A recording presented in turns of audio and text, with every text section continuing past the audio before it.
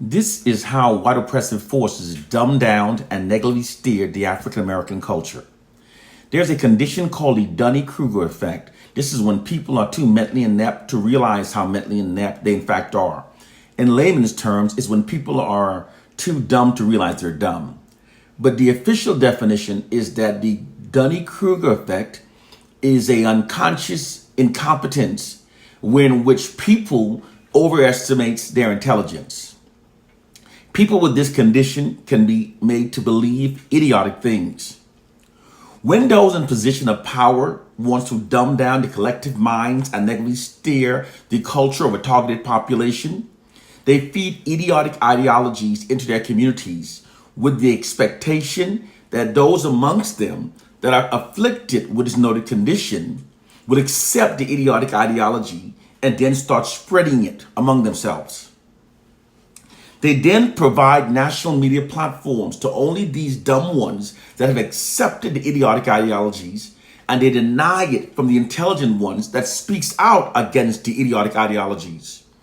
This amplifies the idiotic ideologies and allows them to spread throughout the culture without any pushback from the intelligent ones.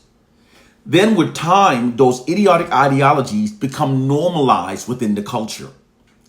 This is what was done to the African American culture by white social engineering scientists and white propagandists.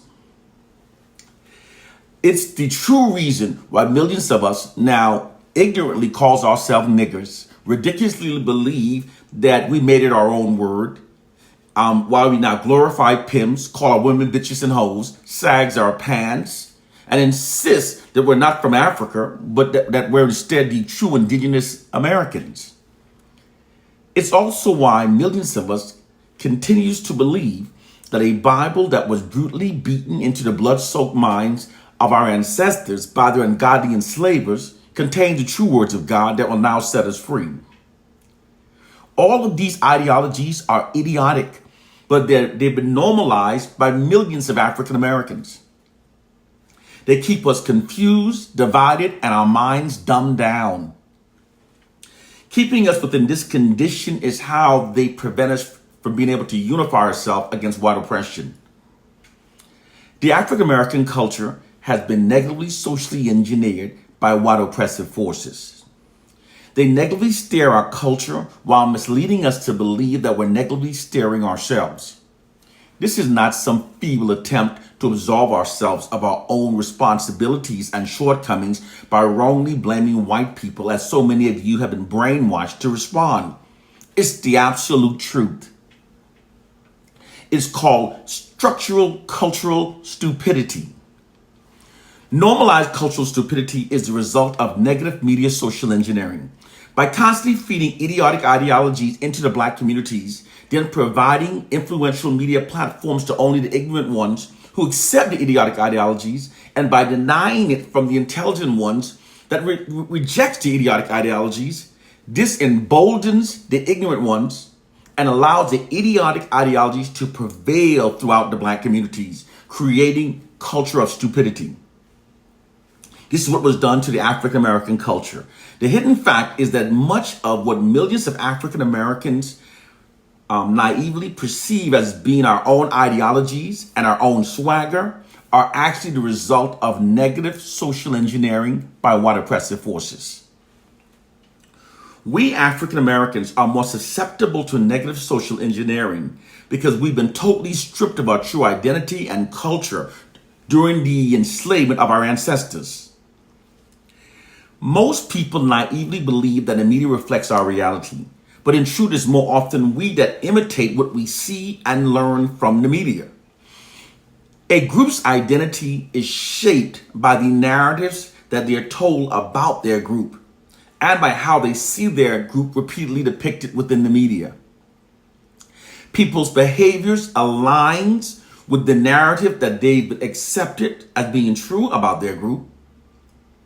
And people often imitate those media depictions of their group that they've accepted as being their reality.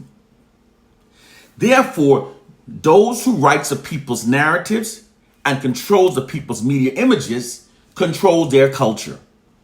Because the white society writes all of our narratives and controls our mainstream media images, this allows white social engineering scientists and white propagandists to negatively steer the African American culture. They steer us like puppets without most of us realizing it. It's actually them that are telling us what to believe and even how our group is supposed to act and dress. This allows them to have many of us believing idiotic ideologies and have us dressing like sagging clowns and acting like ghetto buffoons. This is not scapegoating. This is the reality. What is done gradually, a targeted population's culture can be turned upside down by utilizing the science of the herd mentality. The herd mentality is a tendency for people's behaviors or beliefs to conform to those of the group to which they belong, regardless of how ridiculous those beliefs may be. Yes, even intelligent people can be made to engage in ignorant behaviors when everyone else around them appears to also be doing the same. People's behaviors align with what they've been made to believe. Therefore, people can be misled to believe false things that are deliberately designed to turn their culture upside down. Not all wars are fought on the battlefield. Most are fought in the minds. It's a fact that most black people must learn in order to liberate ourselves and emancipate ourselves from white mental slavery. White oppressive forces are waging a war against us that most of us don't understand. They're playing chess, and we're not even playing checkers. We're playing hopscotch. It's time to wake up to our reality.